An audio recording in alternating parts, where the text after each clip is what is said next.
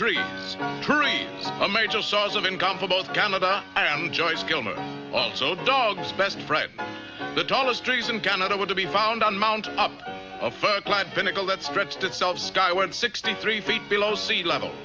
Just down from Mount Up was a vast sprawling lumber camp consisting of 400 lumberjacks and a jackknife. You are now looking at Red Wood, Canada's wealthiest woodman who spares no tree in supplying the demands of a wood-hungry world. Sicily is running low on toothpicks. We gotta get out 5 million by sundown. To the forest, man! That call sent every man to the tree of his choice. Up they went, but before they could begin cutting, a very strange thing happened. Do you smell anything, boss? Just a little wood smoke. The cook must be burning something. The cook was burning all right, so was the cookhouse and all of Mount Up. There's a firebug loose. Not a fire bug, a fire bear.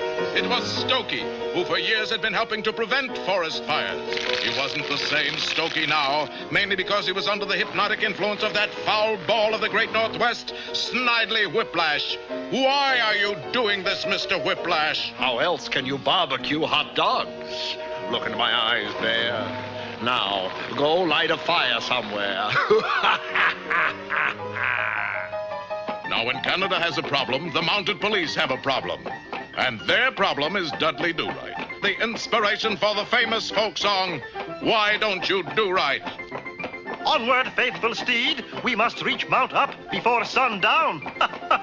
2 weeks later, Dudley and Red Wood discussed the problem out in the open, as there was no place else to discuss it. What seems to be the trouble here? It's Stokey the bear. He's gone ape. Ooh, that rat. Give me a description of him. Well, weighs about 700 pounds, fur coat, cinnamon color, wears a Mountie hat. That's not very much to go on. Anything else? He's a bear. Armed with that information, Dudley took up Stokey's trail, which was still hot. Day after day, the relentless pursuit bore on. Although there was no sign of his quarry, Dudley was getting warmer all the time until finally the trail took him into Quebec.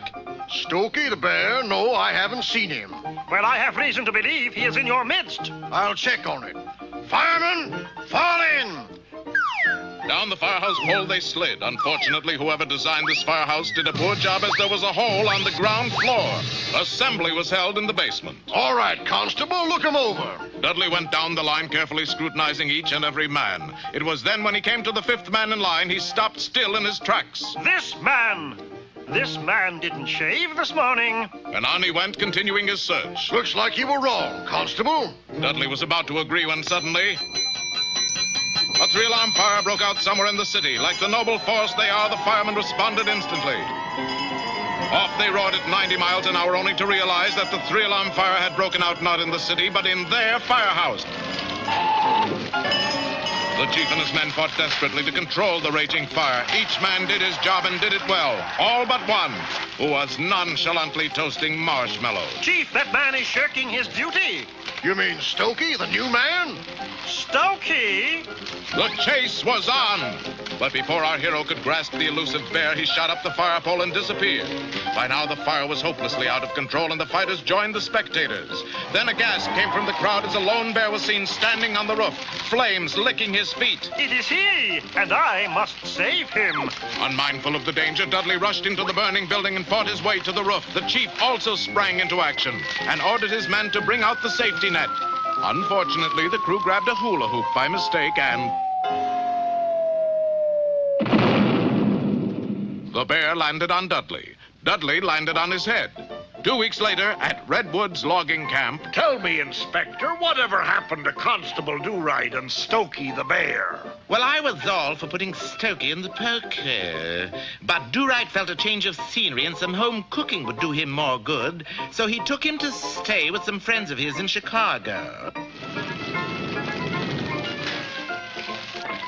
Now remember, Mrs. O'Leary, we'll blame it all on the cow.